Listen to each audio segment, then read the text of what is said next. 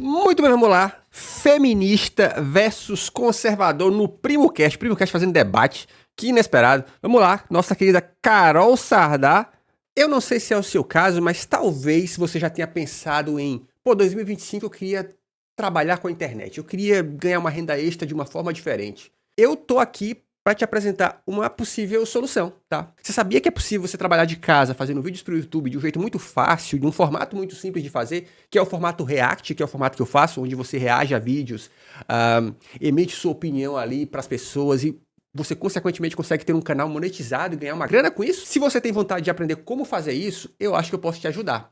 Eu criei um aulão de React, que é uma aula de 1 hora, onde eu te ensino do zero, né, do iniciante até você ser plenamente capaz de criar um canal parecido, tá? Obviamente com as suas características. Muitas vezes, quando a gente está pensando em criar um canal no YouTube, a gente fica, mas por onde eu vou? Por onde eu começo? Então, foi pensando nisso que eu criei esse aulão de React. Então, se você tem interesse em aprender mais sobre isso, aqui embaixo na descrição tem o link pro site. Lá você tem um vídeo onde eu explico um pouco melhor. Clica nesse link aí, que por um preço muito acessível eu posso te ensinar como fazer isso, que é o que eu faço, tá? E acho que pode te ajudar muito. Vamos à introdução, vamos ver o que vai dar. Peraí, já começa? Interessante a gente falar sobre esse tema, porque... Qual o tema? Peraí. Teologia, filosofia e psicologia. Nenhuma mulher clássica deveria desejar uma carteira de trabalho. Na visão de vocês, a mulher pode ser a provedora e o homem pode ser do lar? Quais casamentos duravam mais? Casamentos da geração dos nossos avós ou da nossa geração? Bem, só os duravam mais porque não tinha divórcio. Como você me garante que eles eram felizes? Eu te garanto com meus avós, por exemplo. Seus avós não são dados. Eu te pergunto como você garante que as pessoas eram felizes sem basear apenas na sua família. Carol! Carol! Minha nossa, não sou moça! Já deu um socão! Parece que promete, hein, chat? Parece que promete. O homem e a mulher precisam ter contas separadas para manter a independência financeira dentro do casamento? Ih, rapaz! Quem quer começar a responder? Não, eu posso começar. Pode, claro. Vou descer. Interessante a gente falar sobre esse tema, porque enquanto terapeuta de casais, às vezes as pessoas pensam que... Olha, ele é o Rafael Neri, terapeuta de casais. Isso é uma formação, chat, terapeuta de casal, ou é tipo pastor? O tema que mais chega para mim é o tema da traição sexual no casamento. E não é verdade. Hoje, a maior dificuldade que eu tenho visto entre os casais é o tema da traição financeira. A falta de confiança, a falta de cumplicidade nas finanças. Eu acho que isso é extremamente danoso para um casamento. Eu, particularmente, tenho visto, ao longo da história e nos nossos dias também, que casais que Por que ele tá de boina, né? exercitam a cumplicidade nas finanças, eles são mais felizes. Eles têm uma tendência a desenvolver um relacionamento. O que é cumplicidade nas finanças, chat? É ter a senha do cartão? O que é? O que vocês acham que é cumplicidade nas finanças? Inclusive, bom dia, boa tarde, boa noite, pessoal do YouTube, tudo bom com vocês? Mais saudável. Eu tenho visto que casais que compartilham as contas, o patrimônio, a gestão financeira... Olha o comentário, já fiz terapia de casal, a psicóloga era mais tóxica que meu ex, meu Deus. Minha nossa, não sou moça! Eles têm uma tendência a desenvolver uma amizade em outros aspectos e isso acaba se tornando saudável para o casamento. Essa é a minha visão.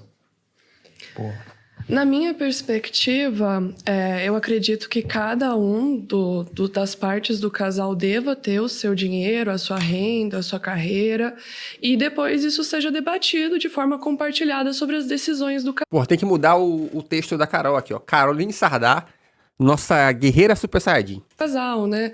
Aluguel, conta de luz, ração, areia dos gatos. Posso falar isso do meu relacionamento, porque cada um tem a sua conta bancária, tem a sua planilha financeira, sabe dos seus gastos, e nós também temos uma planilha compartilhada, onde cada um manda, olha, esse mês deu tanto do cartão, desse mês a gente tem essa viagem para pagar.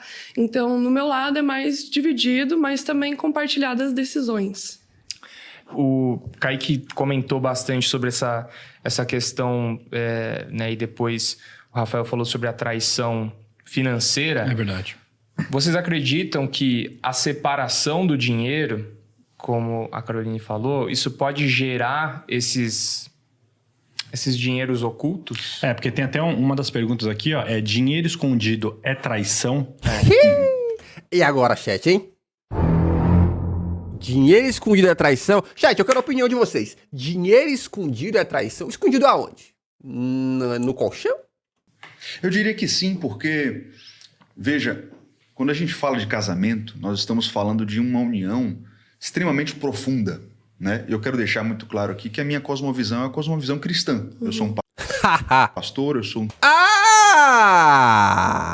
Agora eu entendi! Agora eu saquei! Agora todas as peças se encaixaram! Caraca, eu brinquei no terapeuta de casal, né? Eu quero deixar muito claro aqui que a minha cosmovisão é a cosmovisão cristã. Eu sou um pastor, eu sou um teólogo e sou um terapeuta cristão. Então, quando eu falo de casamento, eu trato do que a Bíblia chama de casamento. E eu estou falando de uma união profunda em vários aspectos. E a Bíblia diz: compartilharás a senha do seu cartão. O casal não está apenas compartilhando sua nudez, desnudando sua alma, mas está fazendo uma aliança que envolve a vida inteira, a vida por completo. E falando dessa união, qualquer zona nebulosa, sombria... Ó, os psicólogos do chat mandaram aqui, ó. Não existe psicólogo cristão se de fato ele for psicólogo. Vai gerar desconfiança e na desconfiança não há amor integral. Então, não somente falando de dinheiro, mas se eu escondo senhas de celulares, se eu escondo segredinhos Pegou você, chat. Relacionados ao local onde eu estou indo, amizades que eu tenho, Segredo. zonas Não pode ter amizade no sigilo. sombrias no casamento, irão gerar desconfiança e isso vai acabar mitigando a relação. Quando se trata de dinheiro, é a mesma coisa. Então, se eu faço um gasto, se eu compro uma coisa, se eu faço uma viagem, se eu compro um bem e a minha esposa não tem o direito de saber, eu considero que isso também vai quebrando a relação aos poucos e vai acabar fazendo com que exista um abismo cada vez maior na relação. Então, meu conselho para todos os casais é transparência total, inclusive na área das finanças. Nesse sentido, a gente concorda. Até comentei antes que a gente concordaria em algumas coisas. Eu concordo completamente que o casal tem que ter essa transparência, essa cumplicidade de sentar e conversar e ter as decisões juntos. Essa questão de esconder dinheiro ou esconder qualquer outra coisa dentro do relacionamento, eu acho que é muito danosa. Ó, chat. E se eu esconder o último bombom da Lindt? Ô, chat, a gente falou tanto da última live sobre esses bombom aí, que agora apareceu o anúncio desses bombom aí que eu nem conhecia. Porque o relacionamento é na base da conversa, da confiança. Na minha visão, toda forma de relacionamento, tanto familiar, entre amigos, no trabalho, é baseado em confiança. Então, não tem como eu ficar escondendo Ó, o chat mandou aqui, ó. Transparência, sim. Total é uma palavra muito ampla. alguma coisa do meu marido, e eu acho que também a esposa ficar escondendo pode ser tóxico, porque em algum momento vai chegar aquela questão de como você tinha esse valor guardado, e às vezes a gente estava precisando de alguma coisa aqui. Então, eu acho que essa questão de ter essa transparência. Eu sei as finanças do meu namorado, que atualmente é meu noivo, né? Eu fui pedido em casamento recentemente. Ó. E ele também sabe sobre as minhas finanças. Claro que a gente não fica controlando quanto que tem na conta bancária de cada um e investigando, mas nós sempre temos essa conversa no mês, chega no finalzinho do mês, e aí? Como é que vai ser o próximo mês? Como que a gente vai fazer essas decisões? Sabe? Então, eu concordo contigo, não tem que ter segredos no casal nesse sentido, não. A única coisa que eu não sei se a gente concorda, Carol, é o seguinte, que É discordar. quando se trata de namoro e noivado, cada um tem seu dinheiro e sua conta. A partir do momento em que eu entro no casamento, não existe mais meu dinheiro. A gente pode ter contas distintas por uma questão de gerenciamento das finanças, por uma questão estratégica, mas o dinheiro é dos dois, o patrimônio é dos dois. Os sonhos chat, de o que médio você e longo prazo são do casal. Então, acho que esse paradigma muda a partir do momento em que você entra numa relação conjugal, matrimonial. A partir daí eu entendo que não existe mais meu dinheiro e o dinheiro dela. É o dinheiro dos dois, ainda que por Ó, o chat, até parece que os homens pensam assim. Calma! questões de estratégia a gente tenha contas distintas, entendeu? Entendo. Nesse sentido, eu discordo, né, de que é como se tudo fosse junto. De qualquer maneira, eu acho que tem que ser compartilhado tudo, mas ter as suas divisões, ter as suas privacidades, ter a sua independência. Também eu acho. acho isso importante. Eu acredito que muitos casais hoje sejam dessa forma. E sabe por que também que eu acho, chat? Eu nem acho que isso seja de sacanagem. A gente vem de uma... A nossa geração, especificamente, nós os millennials, muitos de nós vieram de um histórico de escassez, pô. Nossos pais foram muito pobres, a gente viu muitas vezes mães tendo que esconder dinheiro porque senão não conseguia bancar algumas coisas básicas de casa, porque de repente o marido não via aquilo como uma prioridade. Então, por ter vindo desse tipo de rolê, muitos de nós têm problemas em ficar completamente na mão do outro, tá ligado? Porque, querendo ou não, esse papo de dinheiro do casal, ele de certo modo eu estou confiando plenamente no outro. Então tem pessoas que vão ter uma dificuldade de se colocar de novo na mão do outro, porque ela já passou por uma história ruim, do tipo, mano, confiar plenamente. Então, é compreensível o lance pô, a gente vai dividir, mas esse lance do se colocar completamente na mão do outro, me parece muitas vezes só uma desculpinha pra não pedir autorizações, tá? Porque uma coisa é chegar pra minha esposa e falar assim, pô, a gente vamos pagar junto esse rolê aqui, ou vamos dividir essa conta, ou vamos planejar comprar esse negócio. Outra coisa cadê o dinheiro aí, porque o dinheiro é do casal? Tem um negócio aí também, tá? Então, às vezes, eu acho que esse discurso o dinheiro é do casal pode ser muito utilizado só para as pessoas não pedirem o básico, que é autorização. Posso? Podemos? Acho. Né, de ter cada um a sua conta e ter o diálogo no mês para ver como que isso vai ser organizado, as finanças, com os filhos, enfim. Eu acho que isso é um pouco mais retrógrado de você pensar também de ser apenas junto, como algumas pessoas só têm conta compartilhada, não têm contas divididas, porque a gente não consegue dividir também o trabalho de cada um, qual que é a renda de cada um e a contribuição também de cada um. Então, eu acho que nesse sentido a gente discorda. Vocês acham que dentro do que vocês falaram, então é saudável um dos dois controlarem as finanças do casal? Porque às vezes sempre tem um que entende um pouco mais da parte financeira e acaba ficando responsável por isso. Ou você acha que isso é um sinal de manipulação de um dos dois do casal? O que eu vejo é que alguém liga a luz. Se você tem um dos dois que gerencia melhor as finanças, é uma burrice que essa pessoa não tome a dianteira do gerenciamento financeiro. Então, por exemplo, eu posso ser o marido, mas se minha esposa é muito boa em contabilidade, em investimentos, em finanças, e eu sou horrível nisso, sou péssimo em matemática, não assisto o Primo Rico e outras coisas, pô, burrice da minha parte não descentralizar isso para ela. Como cristão, olhando para a tradição cristã, judaico-cristã, eu vejo... Você consegue... Chat, você consegue ser cristão e não ficar dizendo que você é cristão a cada 10 minutos? Você consegue? Vejo que, tradicionalmente, a decisão final pode até ser do homem como cabeça, como líder, no sentido das decisões importantes ou para onde a família vai. O homem pode até liderar, mas se ele não conta pelo menos com o assessoramento da esposa, para mim é a tolice do homem isso aí. Certo.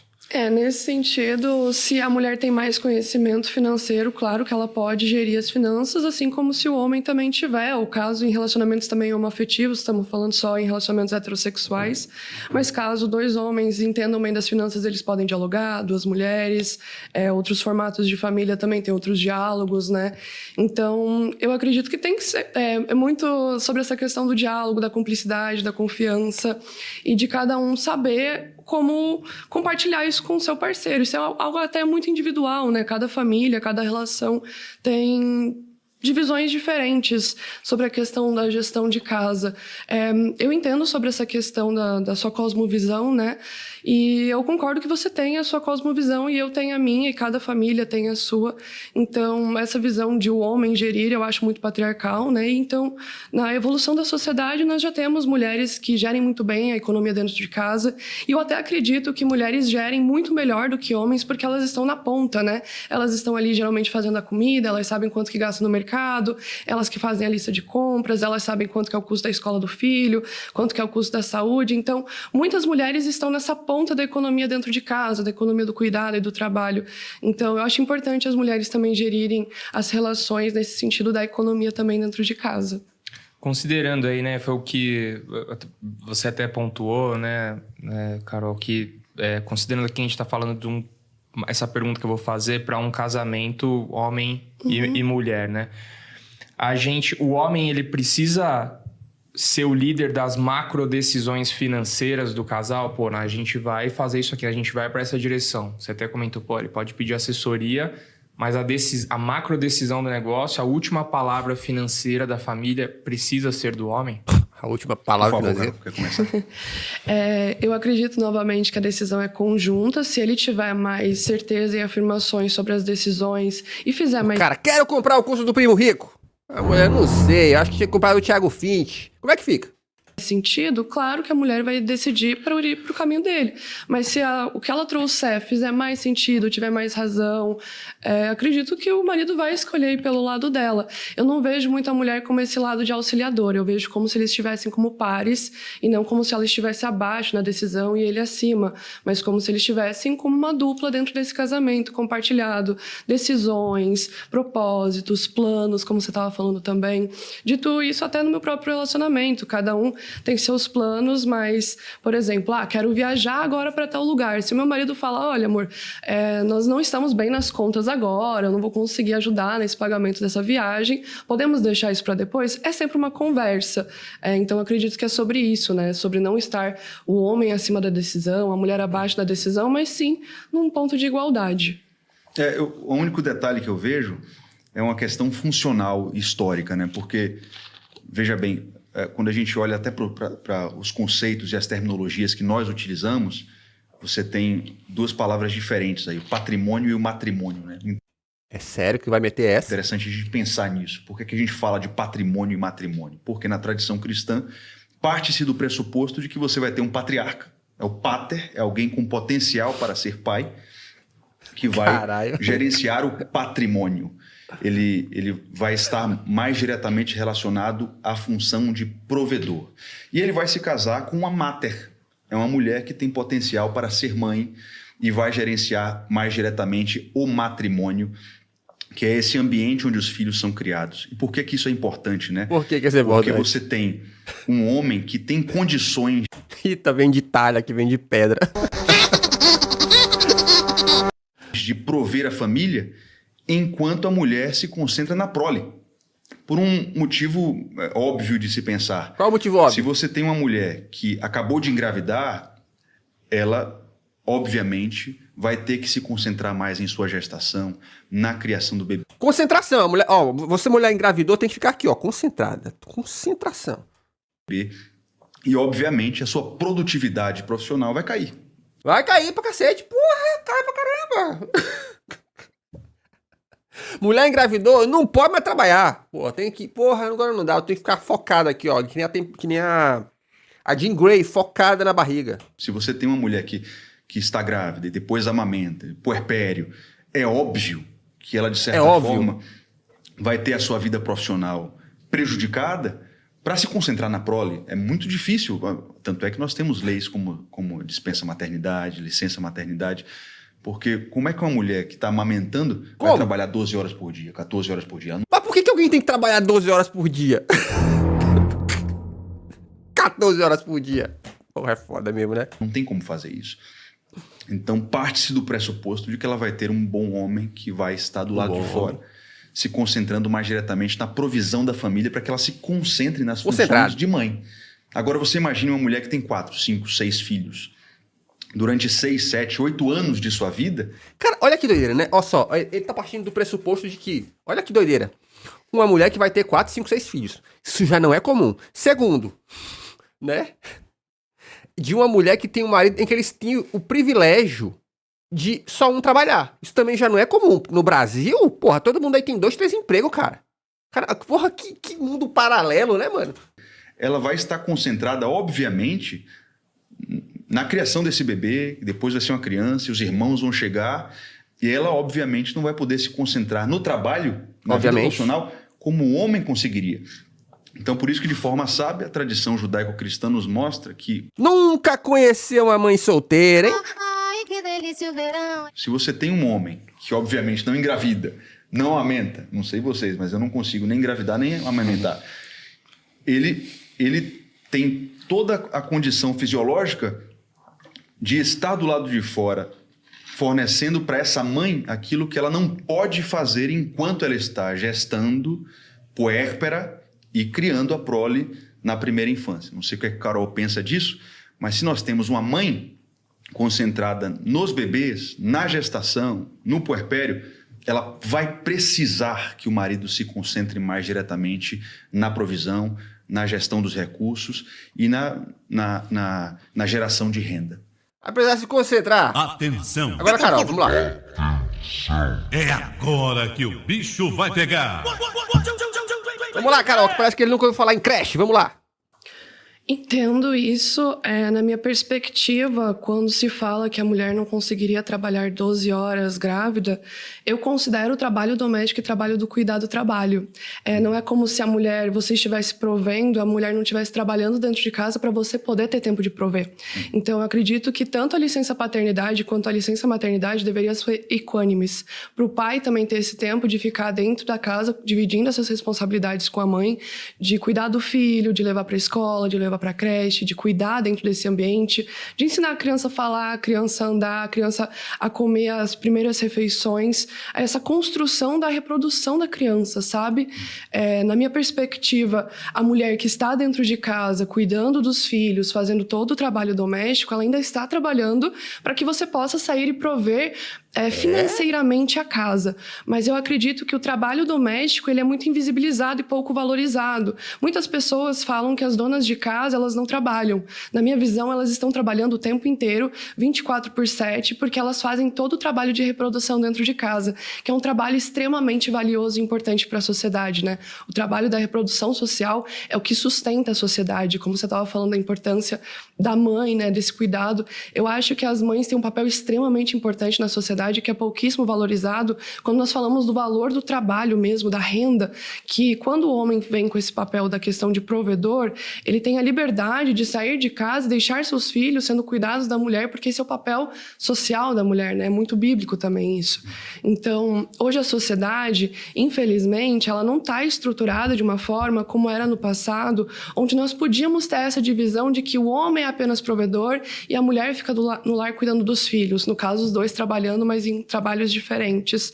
Hoje, a maioria das famílias não tem essa escolha da mulher ficar como dona de casa, trabalhando apenas em casa, enquanto o marido provê. Isso é muito relacionado ao nosso sistema econômico, porque o capitalismo, ele acaba cada vez mais fazendo com que as pessoas precisem trabalhar os dois pares dentro da família para conseguir sustentar. Cada vez mais os alimentos estão mais caros, os aluguéis estão mais caros, e isso acaba sufocando o homem, psicologicamente falando, de prover 100% a casa e não dividir essa responsabilidade com a esposa. Eu acredito que isso também acaba prejudicando muitos relacionamentos, porque o homem espera que a mulher faça isso dentro de casa e não que ela faça isso como uma forma de cuidado, de afeto, mas sim como trabalho mesmo, né? Do trabalho doméstico, que ele espera que quando ele chega em casa por ele prover, que a casa esteja bem cuidada, que os filhos estejam bem cuidados, que tudo esteja bem cuidado, porque a mulher fez todo esse trabalho doméstico. E, inclusive, isso serve como fuga também, né, gente? Vamos pensar, o fato de haver essa divisão, ela pode ser usada como fuga por causa dos homens, porque eles têm a desculpa perfeita para não se preocupar com o cuidado dos filhos, sabe, essas coisas básicas, tá ligado? Tudo vira só, essa é a sua função, essa não é a minha função, tá ligado? Enquanto ele estava fora provendo. E isso acaba trazendo algumas violências para dentro do lar, algumas violências domésticas também, onde mulheres são culpadas e responsabilizadas por coisas mínimas dentro de casa, porque o marido está provendo e ela depende completamente financeiramente dele. Até sobre essa questão que vocês trouxeram antes, do homem esconder um dinheiro, se ela depende completamente financeiramente dele, ela vai precisar pedir para ele dinheiro de tudo, se ele, claro, não der o cartão dele para ela fazer as compras de casa e tudo mais. E isso acaba tirando um pouco até da própria independência da mulher de cuidar desse lar, de fazer as compras para os filhos, de até comprar um pão. Eu tenho muitos relatos de mulheres mais velhas, de 50, 60 anos, que viveram aquele período onde elas não podiam sequer escolher coisas dentro de casa sem passar pelo crivo do marido, de ter decisões dentro de casa, até, sei lá, comprar um sofá, alguma coisa assim que quer mudar dentro do lar para fazer esse trabalho doméstico, esse trabalho do cuidado dentro de casa, como dona de casa, e o marido simplesmente diz que não, ou ela quer se cuidar, sabe, sair, ir para um salão, para um bem-estar, e ele fala, não, isso é desnecessário, não precisa disso. Então ela não tem liberdades individuais num sistema que tudo é dinheiro, sabe, para comprar comida, para comprar itens de higiene, para uma beleza estética, para cuidar dos filhos. Então, se ela depende completamente financeiramente do marido, ela não tem uma independência desse sistema capitalista. Exatamente. E vou além, cara. Quando você depende completamente financeiramente de outra pessoa, e aí seja homem ou mulher, tá? Eu acho que dá pra encaixar isso aqui. Você se sente mal, cara. Você se sente mal. Você se sente mal desejando comprar um negócio que é um pouquinho melhor. Eu vou dar um exemplo pra vocês. Uma vez eu fui na loja do shopping e entrei numa loja dessas da Crocs. Tá? Eu não sei se você aqui conhece a Crocs. Crocs é um chinelo aí caro pra um cacete. Custa R$400, qualquer Crocs, mano. 400 conto. Mas aí eu não tava fazendo nada, eu falei, vou experimentar, né? Então, pisei. E realmente é macio. Só que depois eu fiquei assim, jamais vou pagar 400 conto num Crocs, né? Só que aí passou alguns dias, eu usando meu chinelo havaiana normal, eu fiquei... O cérebro lembrou e comparou. Porra, mas o Crocs é macio. E eu fiquei pensando assim, será que eu cometeria uma loucura de comprar um Crocs? Tá ligado? Agora tu imagina se eu tivesse pensando no Crocs e eu não tivesse dinheiro, eu dependesse de outra pessoa. Eu estaria me odiando, cara, porque isso deixa a gente pra baixo. Tá ligado?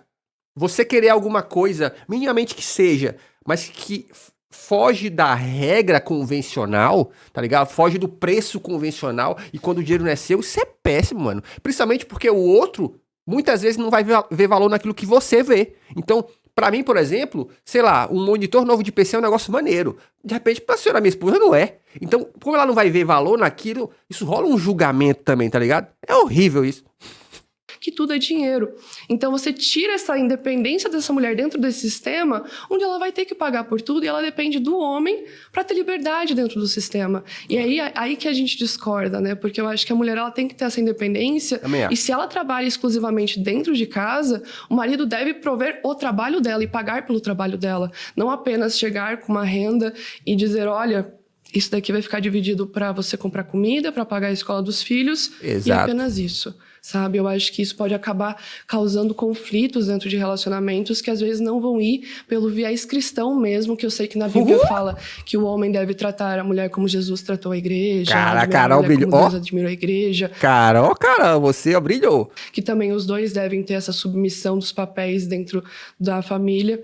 Então essa é a minha visão, né? Eu acho que acaba gerando algumas relações tóxicas internamente, mesmo que a gente queira que isso seja saudável, equânime e bíblico, né? Porque, né, eu imagino que Jesus gostaria que as relações fossem saudáveis e que isso fizesse sentido na sociedade. Mas com a estruturação de um sistema que não estava na Bíblia, né, o sistema capitalista que se forma hoje e que não existia naquela época, não se pensou nisso, sabe? Que em algum Carol, momento cirúrgica. o sistema ia cobrar tantas coisas e que a mulher seria completamente dependente financeiramente do homem, entende? Eu acho que o que a Carol falou até reforça o que eu disse inicialmente, porque ela falou uma coisa com total razão. O trabalho da mulher dentro de casa, criando a prole, é trabalho sim. E o trabalho mais importante que existe. Perfeito. Quer dizer, se você tem uma mulher criando 3, 4, 5, 6 seres humanos melhores do que ela, qual trabalho, qual profissão, qual universidade pode ser mais importante do que isso? É o trabalho mais importante do mundo.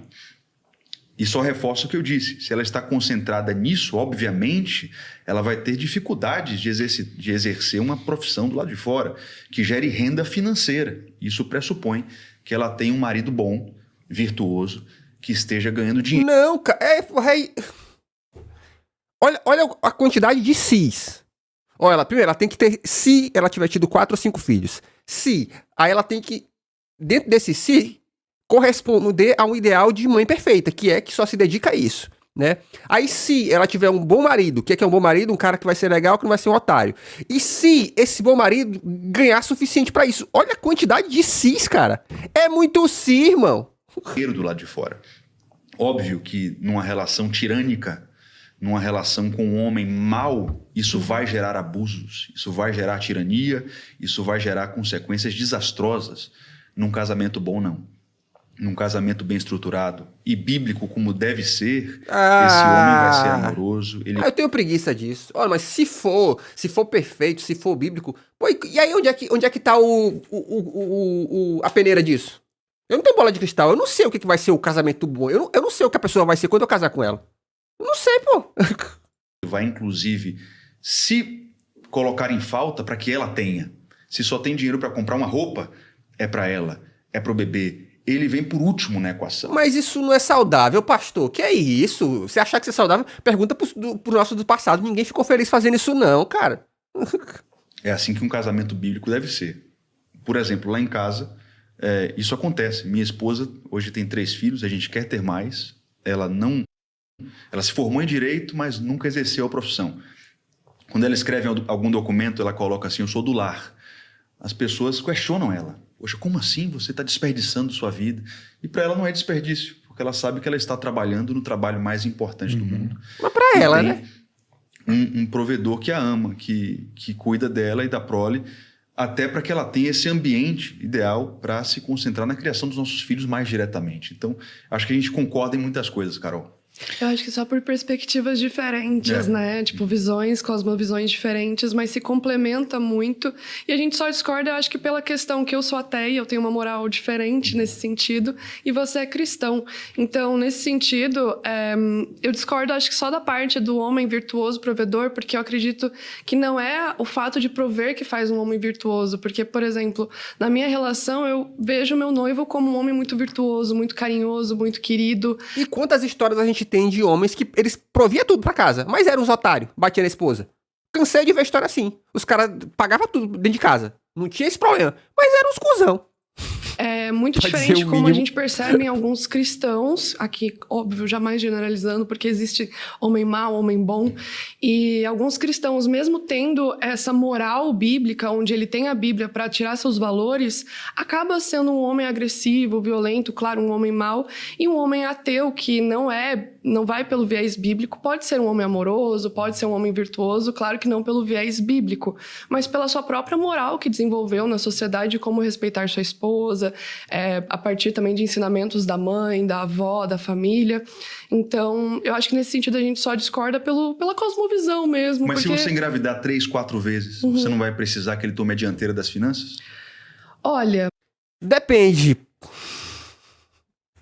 Pastor, se você quebrar sua perna agora, sei lá, qual é o seu instrumento de trabalho? Se você perdeu o seu instrumento de trabalho por algum tempo, por uma recuperação, quem é que vai precisar assumir a dianteira das finanças em casa? Porra, é foda, tá ligado? É um se que beneficia a ideia do cara, tá? Ou se acontecer, porra, é foda. Ele se nunca vai engravidar, quem vai é você, né? Eu entendo, mas eu acredito que o trabalho seja dividido, né? Do cuidado dos filhos, tanto a maternidade quanto a paternidade. É uma construção, no seu caso, ela é mais uma construção bíblica do que uma construção histórica, porque historicamente sempre esse trabalho foi dividido. Antes da ascensão na Idade Média da Igreja Católica, esse trabalho era dividido igualitariamente. E eu acredito que até antes mesmo, quando se você falou do Paters, né?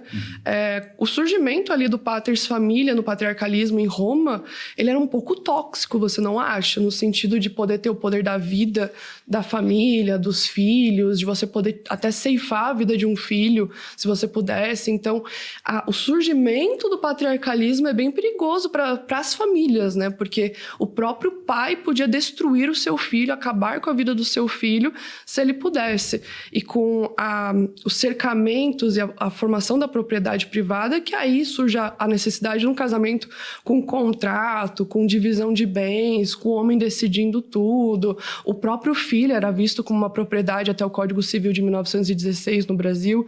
Então, essa propriedade ficava apenas com o marido, né? É até bem polêmico isso, porque eu vejo que muitos cristãos defendem até hoje as ordenações filipinas e acreditam que o nosso Código Civil deveria se basear nas ordenações filipinas, mas era exatamente esse Código Civil que dividia o homem como esse paters, o patriarca da família, a mulher como submissa e quase considerada como uma pessoa incapaz. A mulher era considerada incapaz durante muito tempo nos nossos códigos civis e isso só mudou lá com o Estatuto da Mulher Casada, né? Então, pensando historicamente, não biblicamente, tá? Pela minha perspectiva como uma pessoa... O pior que teve isso, né? Tinha uma época não muito distante no passado que se uma mulher quisesse pedir um emprego, ela tinha que chegar na empresa com a cartinha de autorização do marido, né? O seu marido te autoriza a trabalhar? E que se baseia na questão material e não bíblica. Historicamente, essa aplicação não foi muito bem feita, principalmente pensando nos contratos sociais que nós temos de casamento e civil ao longo da história. Mas você está certíssimo em apontar que, ao longo da história, a religião, muitas vezes, se afastou dos princípios bíblicos e dos princípios de Cristo. É de Jesus mesmo. Né? É óbvio isso aí. Mas o que eu estou dizendo é o seguinte, é óbvio que a mulher bíblica pode trabalhar. Se você vai para Provérbios 31, a sabedoria de Salomão, aquela mulher trabalha ela faz negócios, o marido fica famoso por causa dos negócios dela, inclusive. Em Lucas 8, você tem mulheres que patrocinavam financeiramente o ministério de Jesus. Você tem Lídia, você tem Dorcas, você tem mulheres na Bíblia que eram comerciantes, eram empreendedoras, ganhavam dinheiro, geravam recursos. E é óbvio que essa mulher bíblica, ela trabalha e gera renda sim. Estou falando de uma questão fisiológica e lógica. Ainda que o casal divida as tarefas com os filhos, existem tarefas que eu não vou poder fazer por minha esposa. Eu não vou poder ficar grávido por ela. Eu não vou poder amamentar por ela. Então, obviamente, Fixação na gravidez, alguns né? períodos da geração e da criação da própria... Assim, é porque assim, é curioso isso, né? Como é muito uma fixação por esse... É como se a mulher tivesse só um único papel na vida. Tipo assim, ó, Deus fez a mulher pra uma coisa só. Pra quê? Capacidade de engravidar. Nada mais. E assim, soa bonito quando eu digo isso, né? Isso é inclusive problemático, sabia, chat? Porque assim, ó, eu penso, soa bonito quando eu digo, ó, porque mulheres são capazes de um negócio lindo que os homens não conseguem. Olha só, elas conseguem dar uma madeira, né? Elas conseguem engravidar. Piriri pararó. Parece bonito, mas é perigoso, cara. É perigoso por quê? Porque de uma maneira gostosinha, carinhosa, eu vou te colocando num lugar. Qual é o lugar? Esse lugar aí. Esse lugar de não protagonismo das suas próprias decisões, tá ligado? Isso é uma coisa que eu acho preocupante, tá ligado? E eu falo isso porque, porra, como alguém periférico, a gente sabe muito cedo o que é ser constantemente colocado num lugar de não protagonismo. Então eu vejo isso, eu já olho e fico... Eu vou, por uma questão de lógica, ser obrigado a estar mais diretamente dedicado à provisão. Entendo. Deixa eu perguntar para vocês, em questão de família. Um cônjuge deve ajudar financeiramente a família do outro? Isso é comum, Ou né? isso deveria ser discutido antes? É um dever do cônjuge usar o próprio dinheiro para ajudar a família do outro? Interessante essa questão. Olha, boa pergunta, assim, eu me pergunto muito quem tem condições financeiras de arcar com isso, sabe? Pensando numa questão aí de que nós já temos... Vocês acham, chat, que o cônjuge deve arcar com as despesas financeiras da família do outro? A resposta da Carol foi muito boa, né? Quem tem condição de fazer isso? Temos que prover a nossa própria família, ainda ter a prover a família do outro. Eu me pergunto quem tem condições financeiras para arcar com isso, sabe? Porque pensando numa classe trabalhadora que já está numa dificuldade de pagar o próprio aluguel, de comprar a própria comida, ainda ter o papel de prover a família do outro completamente, cabe, acho que a pessoas que têm melhor condição financeira. Exatamente. Eu não caibo muito nesse papel aí, eu acredito que a minha família não entre muito nessa... Vocês são classe média alta do chat, vocês fazem isso? Porque a gente que é pobre, a gente tem uma dificuldade classe mesmo. social onde a gente poderia decidir espontaneamente prover a família do outro. Mas imagino que famílias que tenham melhores condições financeiras, famílias mais ricas, consigam fazer isso e tomar essa decisão. Mas a minha família eu não conseguiria tomar essa decisão, acredito que meu esposo também não. E a própria família dele, a minha família também não aceitariam isso, porque cada um tem o seu trabalho, cada um provê sua família, cada um tem sua formação familiar. Fora que, inclusive pelo moralismo patriarcal, as famílias nem gostam de ser ajudadas. Acontece com você, chat? Pelo menos assim, nas que eu vejo próximas, tipo assim, vou dar um exemplo aqui, sei lá, meu pai ou o pai de pessoas que eu conheço, assim, eles fariam o possível e o impossível para não precisar de ajuda econômica do genros ou algo do tipo, tá ligado? Faria o possível e o impossível. Até porque eles entendem que a partir do momento que alguém entra com dinheiro, porque a gente aprende isso desde cedo, principalmente quem é pobre, que quando alguém entra com dinheiro, ela começa a ter moral pra mandar e desmandar. Isso é uma coisa que homens adultos não querem. É ter que lidar com isso. Com outro adulto te mandando, porque a gente já faz isso o tempo todo. O seu chefe já manda em você, tá ligado? Se você quer que em casa aconteça a mesma coisa, os caras fazem o possível pra isso não acontecer, tá? Até onde eu conheço. As pessoas se ajudam em caso de emergência, sim, é inegável. Mas, tipo assim, se não for um caso de emergência, se for só por bondade, isso aí não rola não, cara. Por esses motivos. E suas decisões, então, na minha opinião, a minha classe social, basicamente, não sei se consegue ter essa escolha, entende? Não sei você. Tem 2 pontos aí pra gente pensar. Primeiro que quando eu caso, a família do outro se torna minha família. Então eu considero minha sogra como uma Baseado no quê? Não, ó, vamos lá. Ele é um pastor. Eu vou partir do princípio do que a Bíblia fala de que. Como é que é? Unirá-se o homem à sua esposa e ambos se tornarão essa carne. E pra partir daí surge uma nova família aí, né? Então, tipo. Não? Mãe, se eu tenho capacidade de ajudá-la, eu ajudaria como se fosse minha própria mãe. Agora, eu também vejo como delicada a seguinte situação. Quando você casa, você sai do núcleo familiar dos seus pais e você constitui um novo núcleo familiar. Uhum. Esse novo núcleo familiar é prioridade.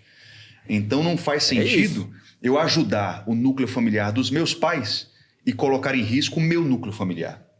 Na medida em que eu consigo priorizar o meu núcleo familiar e ainda sobra para ajudar o núcleo familiar de onde eu vim, tá tudo certo. Eu vou ajudar. Fora que, sabe que também tem outro lance, né, gente? Querendo ou não, são criações diferentes. Então, tipo, pra o que, de repente, os seus sogros é algo comum, pra você, de repente, não é, e vice-versa, tá ligado? Eu acho que a chance de dar ruim é altíssima. Ajudar meus parentes, minha família, porque continua sendo minha família. Tanto a minha quanto a dela. Lembrando sempre que isso não pode colocar em risco e trazer prejuízo para nossa família. Ela é prioridade. Eu tenho que pensar primeiro no meu núcleo, nos meus filhos, no meu casamento. E depois, na medida do possível, ajudar os parentes, sempre em acordo entre os cônjuges, né? Nesse sentido a gente concorda novamente.